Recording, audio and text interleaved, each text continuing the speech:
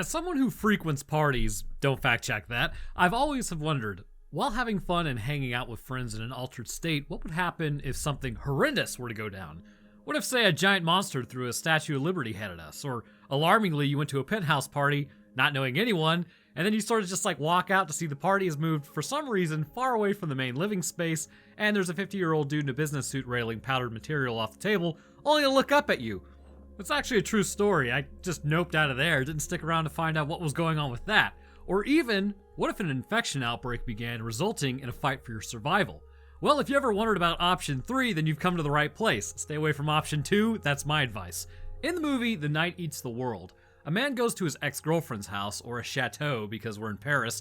Regardless, he goes to this domicile to retrieve some materials that apparently got packed up and taken there during the split. However, as the party continues, it appears that something else may be going on with some of the partygoers, as well as in the city in general. So in today's episode, let's talk about the pathophysiology of this disease in the aforementioned The Night Eats the World. But first, this episode is sponsored by Factor. Alright, so you know at this point I've been doing Factor sponsorships for a while, and y'all have heard me mention prior that I actually order their meals outside of what they send me for the ads because it's good nutrition. Well, for the last few months, I have been actually taking my health a little more serious because I've crossed into my 30s, and eating these meals and working out has actually made me lose about 17 pounds of fat and maintain a fair bit of muscle in the process. The reasoning is, with Factor, you can actually get calorie-smart meals at around 550 calories or less, which is integral to staying in that caloric deficit for healthy weight loss, but you can also get meals that have high protein content to maintain muscle during this deficit. The meals are also really good, and I look forward to eating them every time due to just the variety that I actually see with them, as there's 34 chef-prepared versions of meals that are also dietitian approved. My favorite so far is the taco bowl, but with any of them, whether it's vegan, veggie, protein-based, keto, or just calorie-smart, they're all a good way to go. Plus, with it only taking 2 minutes in the microwave before your meal is ready, it takes the guesswork out of meal prep. So if that stuff sounds like something you'd like to make a move on for your own health, then by heading to factor75.com and using code Roanoke50, you can get 50% off your first Factor box. Alright, let's get back to it. Okay, real quick before starting, the support on Roanoke Tales has been amazing. It's more than I deserve, and I really do appreciate it.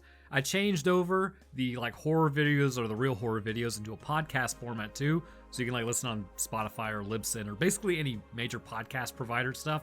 If you want to listen there, you can. Should have a video over the Lost Franklin expedition to find the Northwest Passage that went horrifically wrong, and that should be out now if you want to check it out. I'll link it at the end of this video, but moving on. We begin our story with a very French production company. A man named Sam is walking up some stairs to go to a party that is going on, which, one thing to note, this is an apartment, not a freestanding house. So spilling out into the stairwell is the actual party itself, and I have to tell you, if I lived there, I would probably be a little livid by the noise, but then again, I'm an old man, but you'll see what I mean later. As Sam saunters up to the hellscape known as his ex-girlfriend's house, he walks in and takes in the atmosphere. Doesn't even steal a beer. That's kind of a real rookie move. So Fanny, and yes, that's her name, comes up to him and kisses him on the cheek, and then we get some information that this is actually Matthew's house. And these are some of his friends. This man is succeeding in life to have a party like this. Baller status. Sam is asking for his stuff, and Fanny suggests, why not just have a drink and meet some people? Yes, because historically, drinking at your ex's new boyfriend's house has always been a recipe for friendship and great times. He declines, but Matthew comes over, and then again, Sam's like, yo, where is my stuff? And then she kind of nopes out of there and then hugs some more people as Sam sits on a couch drinking some scotch or whiskey or something. Fanny, for the love of God, just give this man his stuff. He's clearly not in a party mood. So he goes over to Fanny again and is like, seriously, I need my stuff. Where is it? And she responds oh, stop acting like I'm the one that left. But man, this would be massively uncomfortable no matter who you broke up with. 0 out of 10, would not recommend. Fanny, read the room, bro. So Sam then bows up on Matthew, which is his house. And I don't know, man. I think Sam would be waking up on the ground in most people's home after that. But finally, Fanny's like, oh yeah, by the way, your stuff is in the back of the house. We can meet up there and chat in a few because it's quiet. Honestly, completely insufferable. I cannot stand this ex-girlfriend. Anyways, I'm sure Matthew also really appreciates that idea. So then Sam heads back into that room and gets smacked in the face by a guy with a camera by accident before passing one woman throwing up and another who's just barely holding on from, I assume it's just the spins. We don't actually know if it's the infection or just the wine.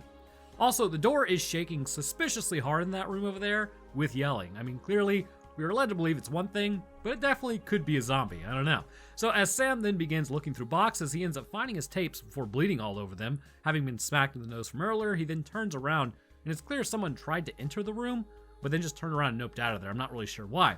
He likely assumed it to be Fanny, but then he goes and closes the door and locks it before he ends up drifting off to sleep. While he does, however, like a Minecraft zombie breaking your freshly crafted oak door, we begin to hear a door break and then screaming ensue, but old Sammy boy over here is just completely knocked out. And it's really hard to distinguish actual like party noises from a home invasion, if I am to be completely honest.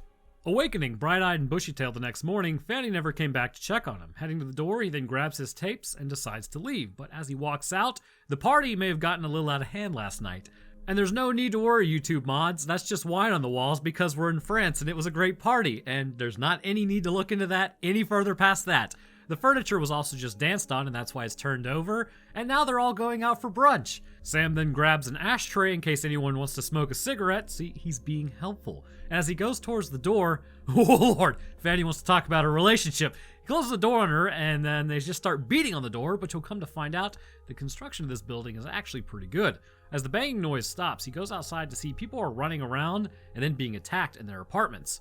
Okay, so there's this dad, a youngling, and a mom, right? So he goes out, gets the car, and then honks the horn, which seems a little stupid. But then mom puts the youngling in the car, and as the mom goes to get in, obviously the zombies are going to attack, right? Well, the dad just sits in the car. Like, he doesn't try to move. He could have easily, like, she was already in the car. He could have floored it out of there at any point. But, and then they all get in the car, and the whole family's destroyed. It's just kind of how it goes. Like, where are your survival instincts, dude? So Sam begins to, and okay, first off, I'm aware it's a movie. Just have to point that out. But this bugged the crap out of me because there was so much time that passed where he could have taken off. Anyways, Sam begins to look through the clothing and then starts taking stock of everything that he has. He goes to look through people's voicemails trying to figure out what happened, and everything around the world seems to have just basically gone wrong, and it seems like the night had eaten the world. Well, that's not good. Walking around the apartment, he can hear clattering and thumping noises on the other side of walls and in rooms. He finds a stairway to the roof and then heads out to get a better line of sight on everything. And as he looks out, he begins to realize the apartment is separated by too much space to escape on any of the roofs, so he's essentially stuck there. He begins doing the next best thing. If you can't escape, make your surroundings better. Follow me for more Roanoke survival tips, and probably, you might not get doomed. Cleaning up the apartment, he hears a shot ring out below. And as he puts his head down to the floor to listen, another shot bursts to the floor, almost hitting him. In fact, his head was there earlier. Looking down, he sees the older couple below have decided, in light of recent events, to give their minds some fresh air.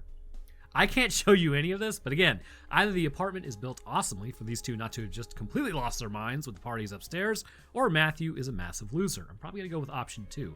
Seeing as there is a handheld option in the floor below, Sam goes and starts digging a hole to get to it. Doing the smart thing, which he will not do several times later, makes a lot of noise to see if anyone is there. And again, don't forget, he's gonna forget this alpha option later as the plot calls for it, but as he checks on the woman, it appears that she was bitten, so the man took her out before taking out himself. Heading to the kitchen, he then grabs the most important thing, drinks, and then goes to look for food after that, before relieving the old man of his tools and then heading out into the hallway to secure the perimeter. I mean, you do gotta get that door shut. The stairwell doesn't look much better than like the rest of the building, and he starts by closing all the doors, which is mega smart, before heading downstairs and shutting the front door as quietly as he can so that the entire building can be cleared out. Heading into what appears to be a security office on the first floor, he takes all the keys to the apartments, which I have no idea why those would even be there. Can somebody from Europe explain why your keys to your home would be in a security office? Anyways, before finding some food and securing some calories that also appear to be in the security office. Does the security office guy live here? I don't know. Also, notice how quiet the zombies are, barely any moaning at all. Gathering up the food, he decides the next course of action involves him clearing the apartments of any infected that may still be left. And this dude, literally having like the wherewithal earlier to make noise to make sure the room was clear before descending from the ceiling, completely forgot that you could do that and just totally botches this apartment clear. He ends up stepping on some glass which alerts the infected inside, and getting attacked, he is just barely able to get out and shut the door, and then draws an X on it to show, yeah, don't go in here. Again, rookie mistake. I haven't even been in a zombie apocalypse yet, and I kind of already know that. Heading back, he then grabs other keys and makes the same mistake again. So I stop it here to ask you a question. Do you A, when clearing a place for zombies, open the door, make a lot of noise to draw attention to yourself being at the front of the door, and then funnel them into a line. Or B, walk in like an idiot, make sure the doors are like, there's actually open doors behind you that you didn't search like at all, and then immediately yell.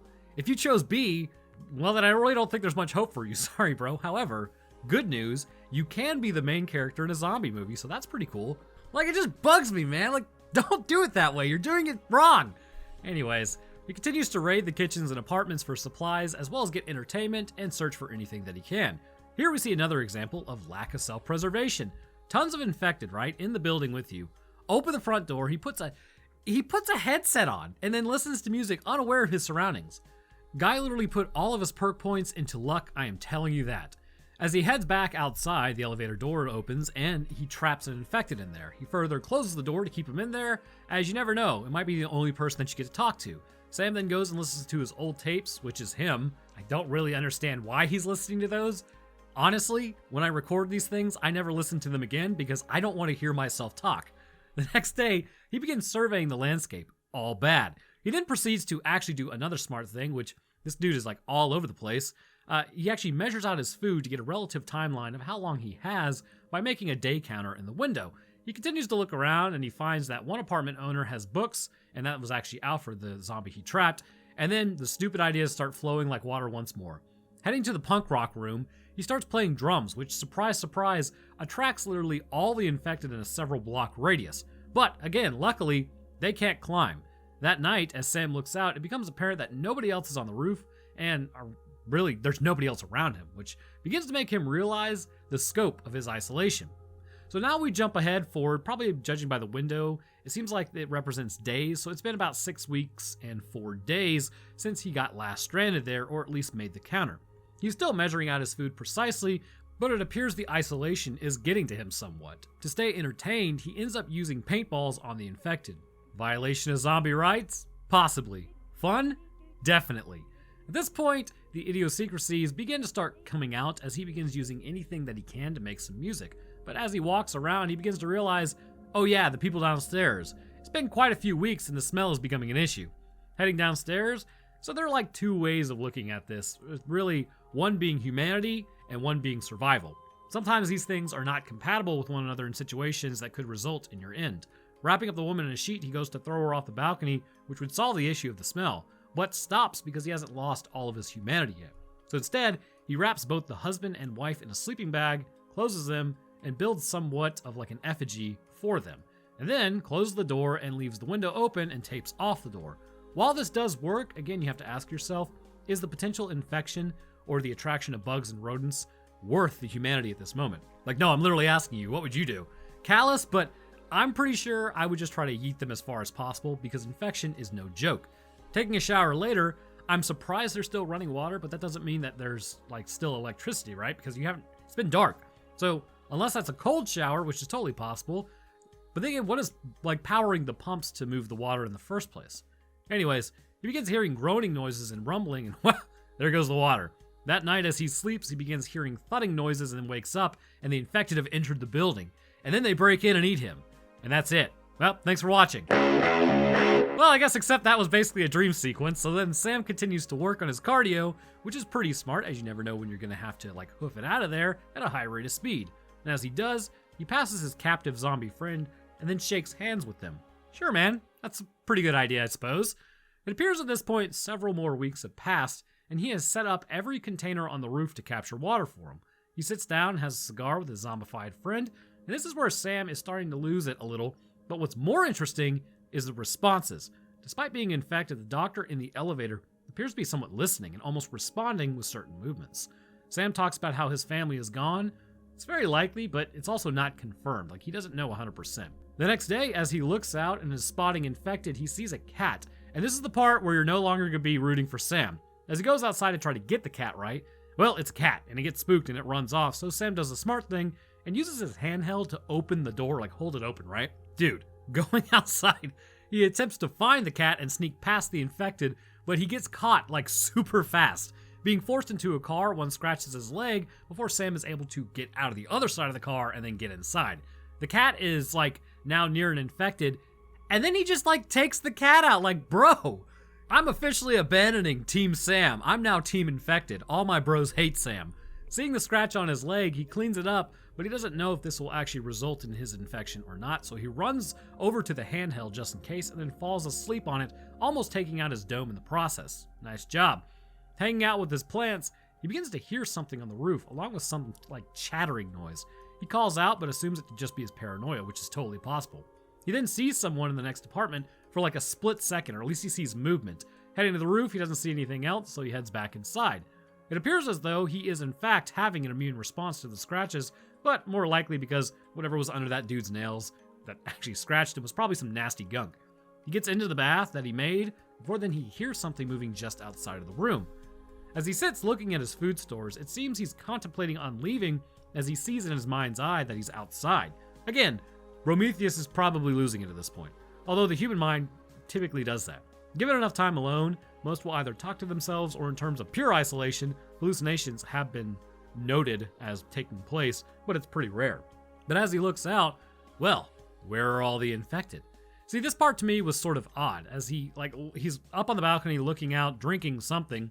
He sees absolutely no one. He goes to confront the infected doctor in the elevator, telling him that all his pals left him as he throws some scotch at him. He then begins agitating the infected like a real caveman as he projects his own feelings onto the infected guy. He then heads upstairs like a real idiot and then starts playing the drums to call back all his infected buddies, which, well, he gets his wish. They came back in droves, now aware that he's in the building when he could have just left. Absolutely brilliant. But hey, he gets to play for a crowd now, and they love him. As he goes back inside, he keeps talking to the zombie doctor some more, and again, it looks like he's actually picking up on what he's saying, at least to a degree. Listening to his tapes of his family, I'm pretty sure he then breaks them and goes to bed. But as he goes to sleep, he is awoken by a noise before putting a shell through the door. He then goes and checks, and whoops, it's like the only other person he's come across, and that's why you announce your arrival to people in a zombie apocalypse. He then pulls her into the room and checks her stomach and begins pulling pellets out of her, but she's hyperventilating, which isn't a great sign. She then passes out as he starts removing them. He walks out of the room and checks her bag, and now it's morning. Looking outside, he just sort of disassociates for a while before rounding the corner and finding, well, look who survived! And she's eating all his food. He fed her some pigeon that he had caught earlier, and they talk about how long that she's been out there. They exchange names, hers is Sarah, and he questions her about the other survivors. She says that it's just some guys in an apartment who are half crazy, like him to be exact, but she survived by moving rooftop to rooftop, never staying anywhere for more than a week. But apart from that, she doesn't really have a backstory on how she came here, which is a little bit suspicious. Sam at this point goes to head down the stairs as Sarah sees an infected Dr. Alfred. She tells him, hey, he can live his life any way he wants, and if he wants to keep that thing in his home, that's his business. But probably not a good plan. The doctor appears to be having relatively human responses at this point as well, even more so than normal. In the music lab, dropping sick beats, Sam begins playing music as Sarah comes by, and what luck, she's a vocalist. So they bond as Sam then goes to have his nightly chats with the doctor in the evening. We now jump forward several weeks, the temperature is dropping and the food reserves are beginning to dwindle. Sam is going to have to check the apartment for food reserves, the ones that he X'd out. This time he drills a hole in the door and takes out the family from the safety of it. Entering the home, he finds more food reserves and they'll be set for even longer. But getting back inside, he can't find Sarah anywhere. Heading to the roof, there she is. She says that they need to get ready to leave. They can't stay here any longer. She tells them that they need to practice jumping, but Sam protests saying that they are safe here, but she wants to escape Paris and find others. They have a right proper domestic over it as Sam goes to her door because she runs off and tells her, you know what, you're right, we do need to leave. But for some reason, she doesn't answer. Opening the door, he remembers, oh, that's right, Sarah bit the dust. He opens it, and from the looks of it, she's in the later stages of having been ended several weeks ago. Guy has been hallucinating her the whole time, so he builds her a vigil as well, and then goes through the bag, finally finding her stuff, and then tries now he's okay, I need to move rooftop to rooftop, before going through her camera and finding out about her life prior to taking some pellets to the guts, and then a picture of him up on the rooftop. Sam, realizing that he's totally losing it, goes and burns the tapes. So I'm going to pause here. I am but a humble previous scientist and microbiologist.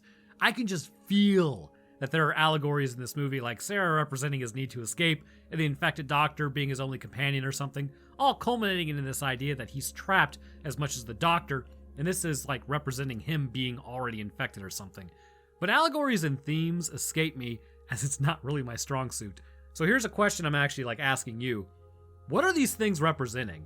If you know, sort of like drop me a comment, because I feel like there's a lot going on with this plot, but I'm sure I'm also missing a lot of subtext as well, and it just makes me enjoy the video more. Like the actual movie itself, not just my video. So, moving on, he burns all the tapes. See, there has to be subtext to this. But after this, he has officially realized it's time to go, but before he does, he needs to go free the doctor. And here we see something incredibly interesting.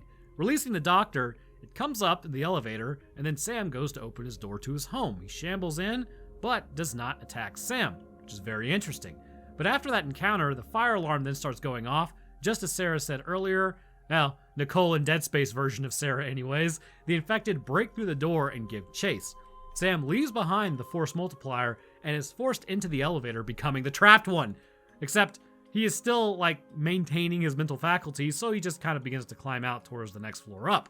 Going inside the older couple's house, he blinds an infected before taking him out by dropping a couch on him before crawling through a hole in the roof back upstairs. The tapes have smoked up the entire apartment, and he's able to kind of walk through without the infected noticing him, which actually, I think I can explain this in a moment. Heading to the roof, he gets to the rope area and then anchors it to the next roof. Watching this, I basically kept asking myself, okay, so you're basically just falling and then transferring that force into the wall, which is what the rope is gonna do. And then he just knocks himself out, which made me lol.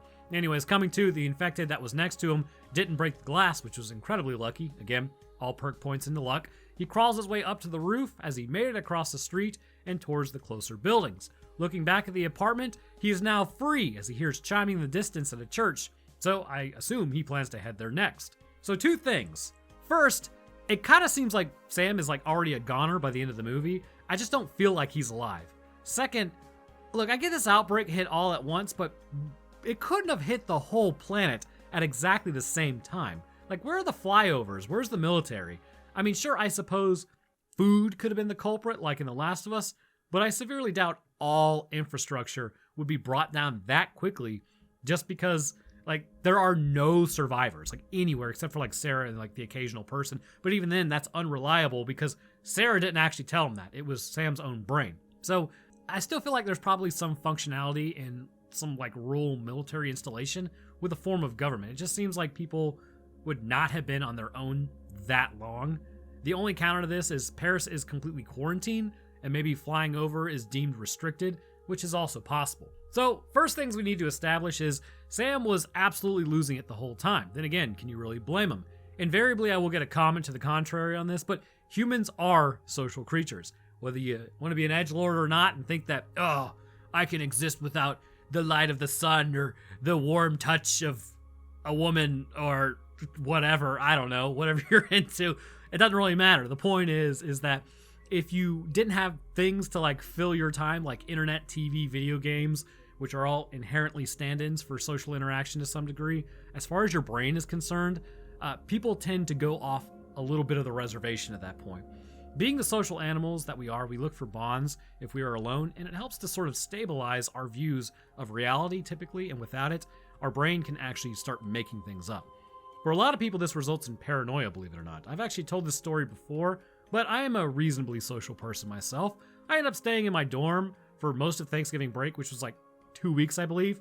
1 year, a few years ago, actually, with no interaction. By day 3 of talking to nobody, I actually did start to get a little concerned about being in the dorms alone and basically on campus, completely isolated. It was just eerie. By day 5, that feeling continued to grow until like day 9, I ended up just going home. Now, there is something to be said about the concept of being in a place alone that usually has a ton of people in it. It's like super liminal spaces or whatever, but it just adds to like the eeriness of it all.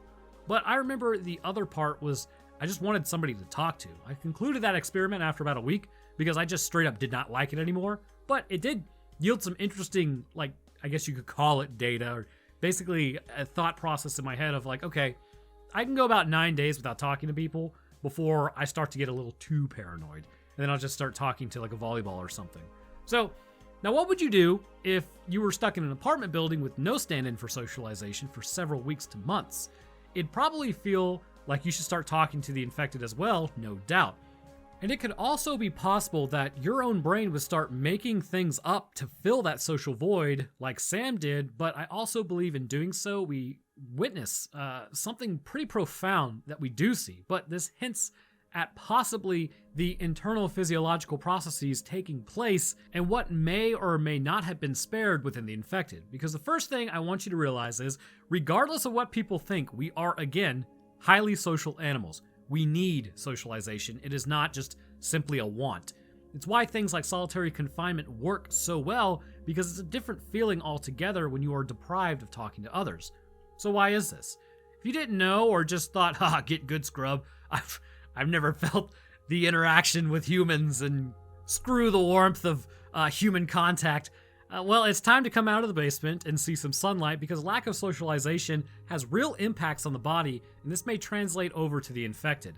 We know when a person is in isolation, this can lead to several issues with their body, as well as like the subsequent results, basically creating a domino effect. Social activities work a lot like exercise for the brain. The complex combinations of the right statement, reading body language, the tone of a person, formulating your responses as like witty, humorous, or just flat out wrong because you're socially inept like me, that can cause your brain to shift up several gears in order to pick up the pace. Socialization has been seen in several ways to keep the mind agile and improve cognitive function, which over the long term can actually prevent mental decline and lower your risk of dementia. Concerning the body itself, it also still has some pretty strong impacts. Those who socialize more will have lower levels of cortisol. Cortisol is a stress hormone used to signal, surprise, surprise, you're in a stressful environment, or something is currently happening internally that is increasing those stress levels. This can lead to things like brain health issues, as well as meat suit issues if cortisol levels remain elevated, and this in turn leads to an inability to concentrate. In fact, actually your cancer levels can rise, or your chance of catching cancer, developing cancer, there we go, can rise if your cortisol remains too high for too long. It decreases functionality of the immune system, all of this stuff. So with Sam, this is what we see is happening. As his cortisol levels continue to rise, we see at first comes the way of agitation, which is pretty standard. High levels of stress lead to a feeling of anger, and turning to the idea of fatigue resistance chart, at first your body responds to the stressor. Resistance goes up until finally it breaks, and this leads to fatigue. The agitation is the resistance stage until it finally breaks and leads to this mental fatigue, in which Sam starts losing what appears to be days at a time. This leads him to imagine an entire person that he fatally wounded earlier as if they were still around. Now, is this biology? To a degree, yes, but really it's more based in human psychology and the effects of biology on the body. So, let's get into the actual biology, because I believe what Sam is doing shows us how the infected actually operate. Let's start with the actual disease and then move into the effects of how they hunt, shall we? First, I believe that this outbreak, based on the amount of people infected and the clear lack of response by the military or even local law enforcement, would mean its vector would have to be exceedingly quick. Much faster than anything that we would see standardly, like with an insect delivering the infection, like with Yersinia pestis and the bubonic plague. I doubt to any real degree that it's an airborne disease, because if it was, then everyone would likely have been infected before they even had a chance to realize it. This possibly can also be discounted, seeing as Sam survives locked in a room, which you might be tempted to say that saved him, which, I mean, it did technically save him, but what about all the others who were still infected in their sealed apartments? To me, airborne just seems way too aggressive. The other line of thinking that I have with this infection is clearly it's transferred by a bite that we've all seen, but even being bitten would take time, and you would still have people in their apartments, seeing as it starts at night and then eats the world. So all those who woke up the next morning would probably be like, I suspect something is wrong because all the TVs aren't operating and there's people running around outside eating each other. So why would they even leave their homes? They would stay in there, and yet we see absolutely no one else in the city. Sarah confirms post-mortem, after a few pictures of others do exist, but if the vector was just a bite, there would still be plenty more people alive. Also, they would probably be up on their roofs too, seeing if there were others, or what was happening in general. Along with this, if biting was the main mode of transmission, then the military would have likely still been very active in major cities, and they would have at least tried to have retaken Paris, and Sam would have likely heard some form of fighting in the streets or on the outskirts of the city, but even then, it was all quiet like the next day. So the disease has to sneak in during the night, overwhelm an entire city, and likely the surrounding area that we have Very little information past that. Now, one thing I would like to note is that Sarah says there are others who are alive in their apartments, but as mentioned, this isn't really reliable information as it comes from Sam's own mind, and even then, it sounds like a dig that he was making at himself. So, I don't really know how reliable that would be. So because of this, the speed at which it moves is not as fast as airborne because it doesn't permeate everything, so I would have to assume that to a degree it was waterborne initially. Waterborne diseases are actually something that Europe has struggled with for quite a bit of history, but further past that, all of humanity struggles with it. The problem with water from time to time simply because, the water looks clean, but isn't actually clean. Things like cholera, for instance, were circulating bacteria that every few years would pop up, take out a bunch of people, and then disappear once again once the source was found. And this was pretty typical concerning occurrence rate. So actually this is for you because you never know when you might need this information. Having worked with intestinal diseases myself, you know what the cure for cholera is? Water, salt, food, and time. Your body can actually destroy cholera given enough time, but what puts people in the dirt is the severe dehydration that comes as a result. Your body will mobilize your immune system once presented antigens in the Peyer's or Peyer's patches. It doesn't matter how you pronounce it, but this is in the gastrointestinal mucosa. This in turn will stimulate antigen-specific B cells, and from here your antibodies will be created, much like with any other disease. The end result is your body can absolutely, unequivocally wreck cholera. But in that time frame, you are losing more and more water, and as a result, more and more salts. Eventually, a tipping point is reached where your electrolytes are so depleted, your heart can end up stopping. So, how do you fight cholera? You eat salt. Get your electrolytes in, potassium, magnesium, calcium, and table salt, as well as water. So, if you're mainlining Gatorade or Powerade and you have cholera, after about a week, you're good to go. So, you never know when Earth will descend into chaos nowadays. So keep that information with you, considering it's one of the more prevalent waterborne diseases out there. So anyways, survival tip with Roanoke coming to its conclusion. Back to the zombies are infected, though I think these are probably likely to be more zombies, but because of humanity's past with waterborne illnesses, our first line of thought was water treatment, which is actually pretty great as it removes quite a bit from the water that we drink in first world countries. Paris, I suppose, could be considered part of the first world country, if you squint really hard and stand far enough away, but waterborne diseases are a little more tricky than you might initially think. For instance, while it does get rid of most of the diseases that can be found naturally, one of the alarming issues people regularly engage in is putting cat fecal material in the toilet. Our sewage treatment plants are not equipped to deal with the parasites that exist within cat feces, and as a result, that can actually end up in the drinking water. So, all those cat boxes nowadays that automatically link up to the toilet? Yeah, great idea, guys. That's going straight into our water. 100% good plan. So now some water treatment plants are using different methods to clean water, but from what I know, last time I checked, the chemicals typically are the route that they use to clean water, specifically chlorine. So that's the standard, I guess, that's used across the world. But chlorine sometimes isn't potent enough to destroy something like everyone's favorite parasite, Toxoplasmosis gondii, amongst other parasites that actually exist within cats. So for the love of all that is holy, stop putting your cat droppings in the toilet. So highlighting this issue, we can see now that our water treatment plants are not necessarily the end-all be-all when it comes to destroying a microorganism that may be in the waters. This to me would indicate that at first the water may have been infected with something that turned a lot of people overnight, who then went on to attack others. Sam, having been at a party the whole night then passing out, would have spared him from drinking the contaminated waters most of the city would have probably drank at some point or another, and then went on to turn them. Because of the speeds at which it turns, I would also have to assume it's not a parasite or bacteria because those would take way too long to grow, but it most definitely could be a virus because of its secondary vector being humans and biting. I know, right? How original! But really, that's the only thing that would explain the transmission of this disease. The only drawback to this that we really don't know is that if Sam actually drank the apartment's water over the course of those 6 weeks when it was running. It's possible that it may have only hit certain pipes or certain apartment complexes, but it seems like everywhere around him was infected, although across the street, that family wasn't infected, so that may kind of lend credence to this, but it just appears to have been dumb luck that he wasn't infected, or it hadn't gotten there yet, sort of like Joel not eating pancakes the day of his birthday, which would have likely infected him with cordyceps and the Last of Us type of deal. But it's a fairly large unknown. The pathway appears to be as follows. The virus at some point somehow entered the water treatment facility. Once in the waters, it was able to survive the chlorination process, but something else to also know in France is they employ the use of UV sterilizers as well as reverse osmosis, which would imply that it must happen further downstream past those points in the treatment process, which is still definitely possible.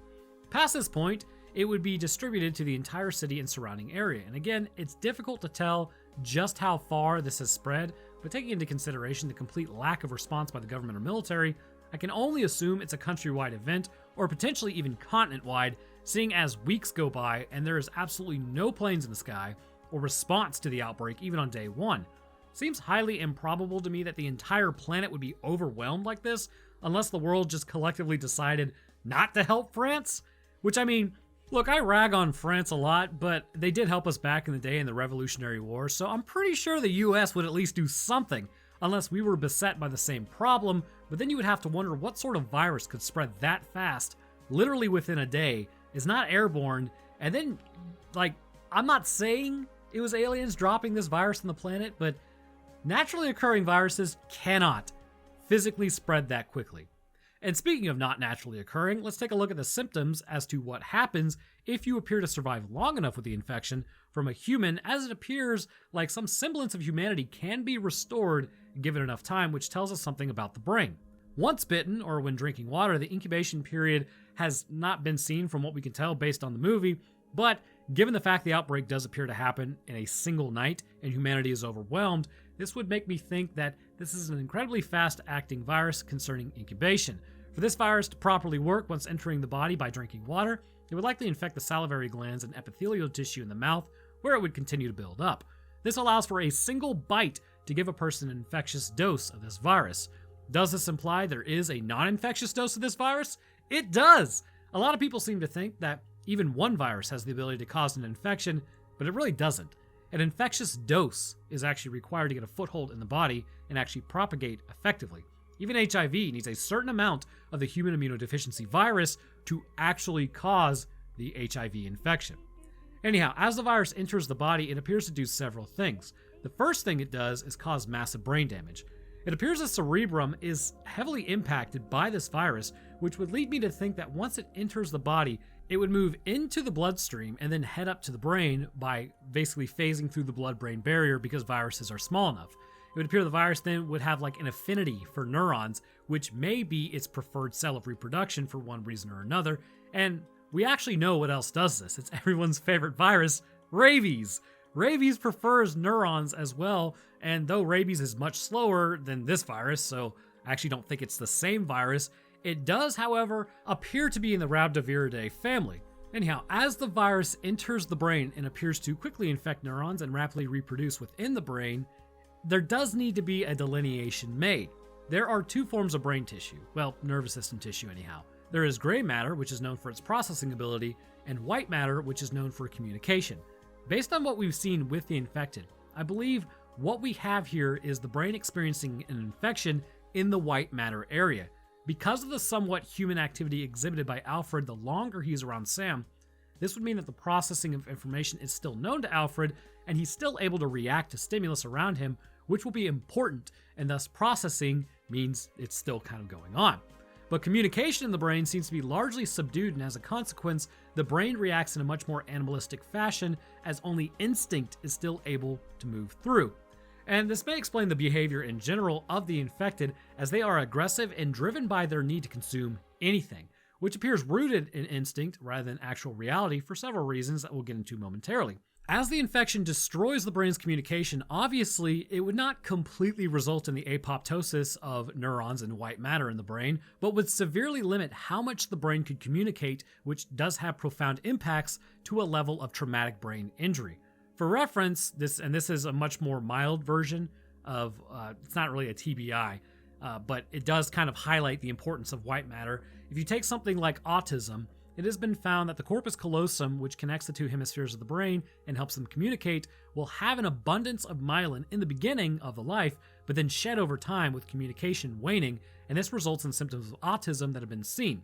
Even more bizarre is if you actually sever the corpus callosum entirely, you can ask a person, hey, have you ever flown a plane before or something like that, and you know it's false.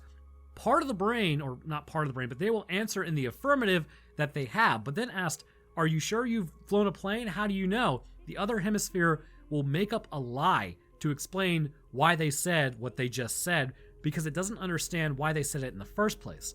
Neurology is absolutely bizarre. It's like 5 squirrels in a trench coat pretending to be a man. Anyhow, this breakdown helps to explain why they behave as they do, and also helps to explain why the infected are so quiet. As the communication is destroyed, things like noise production, basically areas of the brain that have known to speak, like Broca's area and Wernicke's area. If I remember, Wernicke's area is responsible for understanding. Broca's area is responsible for speech. Just fact-checked it. That was off the top of the head. Haha, biologist. So these go out the window. There's no attempt to make sound. There is no basis for speaking, but there is an instinctual pattern that will still shine through, like socialization. Essentially, how the infected would behave would all indicate the virus they have been infected with allows for higher functions to be subdued due to the disruption of communication in the brain, but baseline stimulus detecting functions to remain, indicating processing is still intact, at least to a degree. This is heavily seen when Alfred once again, with the processing still to a degree, something his mind can grasp. At first, with the destruction of his white matter of his brain, or a large percentage of it, his thinking would be a haze, unknown to him, but driven by instinct to eat. But as he is trapped, Sam talked to him likely every day. A process would begin to actually take hold at this point, which indicates that there is something conflicting going on in the bodies of the infected. This process is known as neuroplasticity, or the brain's ability to reroute or reassign areas of the brain to perform functions it didn't previously have. It could also cause the brain to create new connections in order to maintain operating status. And this is why people with traumatic brain injuries can improve over time or just spontaneously be cured of their TBI. However, that is incredibly rare. I believe with Alfred, as he's talked to, this stimulates his mind despite him not being able to talk back. Then, when Sarah comes into the picture, despite her being a hallucination, Alfred begins acting more human over time as the white matter that was left over and not destroyed by the virus relays information more effectively, with even some gray matter potentially taking over responsibility in terms of territory sharing with newly formed white matter that would be important. So this allows him over the months to get to the point where he's still infected, but enough mental stimulation has occurred to allow him to recognize Sam as friend rather than food.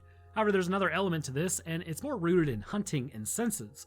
Because Sam is consistently around Alfred and Alfred cannot eat him, he gets used to the scent of Sam without eating, so an association would be formed and concluded in Alfred's brain as he processes this information on a subconscious level. It appears the infected hunt by smell and sight in a lot of ways, because after Sam burns his tapes, not only does this obscure the vision of the infected with smoke, which their eyes are hazed over anyways, likely from corneal damage brought on by not blinking, but they can also no longer smell him, so he's able to slip past them until one actively sees him and smells him. Because of this interaction in comparison with Alfred, the scent of a person is the stimulus that is picked up by the olfactory bulb of the infected and causes them to react. Everyone has their own scent, if you didn't know, and if you talk to people who've actually had a break-in in their home, they say they came back and they said something about the house smelled off as they were picking up the scent of another person. Perhaps the infected smell something similar, but because their brains are not stimulated as Alfred's, they never connect that it means a person is not food because they are just running off baser instincts. The infected will stand in one area with no movement, looking off into the distance, much like a person would be considered in a vegetative state until stimulus hits them. This would not be motivating the brain to change in any capacity or adapt, and because of this, it could imply the infected could actually be rehabilitated given enough time. And this isn't too far-fetched because, once again, turning to people with traumatic brain injuries, things like neurotherapists are one way for a person to start reclaiming who they once were as the mind is stimulated along with the body, forcing the brain to enter a repair stage. However, there is one thing the infected appear to be, which is a bit odd. They do not actually have the metabolic needs of a regular person. Once the infection starts, they stand outside for like weeks exposed to the elements. Now we see when it begins to get cold, some appear to have dropped, but we don't really know why. We also see a few with grievous wounds that would have definitely led to a bleed out shortly after, but because they are infected, they just keep going. After standing there for weeks with no food or water, they would have absolutely dropped. I'm not going to lie to you. The laws of thermodynamics demand it, and infection cannot negate that. However, if we add in some parameters like potentially the cellular metabolism was changed from aerobic to anaerobic, that might help to explain why they don't appear to be breathing or need blood flow to stay alive, as their cells have shifted from oxygen-based to a new form of metabolism, but that still creates the issue of how do you get nutrients to those cells.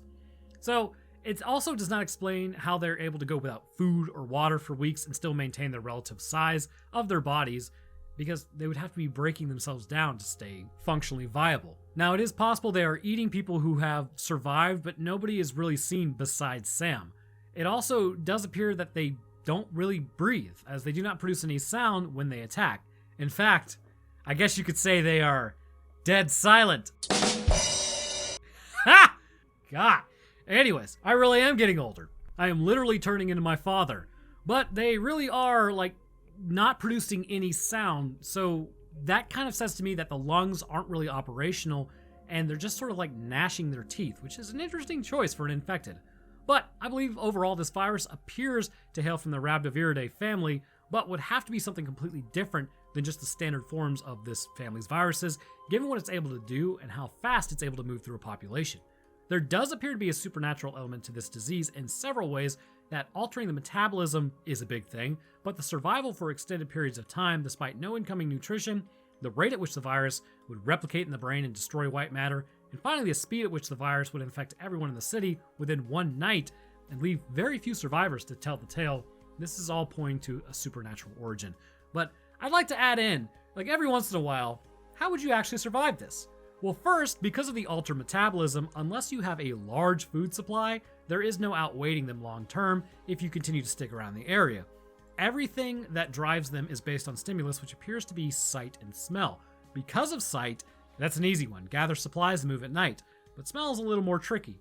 If you have trapped one, which Sam did fairly easily, we know the fluids, or fluid entering from the nail marks, can cause infection, but not a zombie infection. Unless Sam is losing it to the infection as it entered his brain, which is why Alfred didn't attack him. That's just not confirmed. That's just something I made up. Anyhow, get a few jars of this stuff. It's going to get nasty, but you're going to need some of this goop from these creatures. Mouth tissue, blood, muscle, skin, really anything. If you can cover yourself in these fluids and tissue, possibly on the layer of clothing so that you don't get an infection, you would likely be able to move amongst the infected and them not smell you as easily, and then just pick night and wait till they all leave as well, because apparently if there's not stimulus in the area, they will leave the area, and then you can exit the city. It's gross, but you'd survive. The other alternative is moving rooftop to rooftop, but eventually you will have to get on the ground. To me, it just seems easier to camouflage yourself and then move through the darkness to get into the wilderness. It's possible you may even find an island that you can sail to if you're near water, but the number one thing to remember is as you move through, do not drink the water without boiling it for like 10 minutes at a time.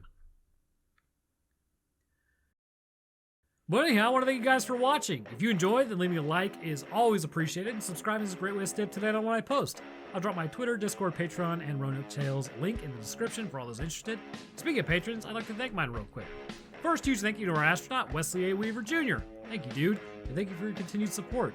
I'd also like to thank our astrophysicist, Desk Dancer, as well as our scientists, Countryside Limbo, Lacune, and Logan Satomi. And to the rest of my patrons, I thank you as well. Your help goes a long way and is definitely appreciated. You guys are ballers. Okay, the Roanoke Tales video was like an hour and 2 minutes, and this one's like 48 minutes. This was an exhausting week. Anyways, I hope everyone enjoyed the video. I hope you enjoyed the other video, and I'll see y'all in the next one.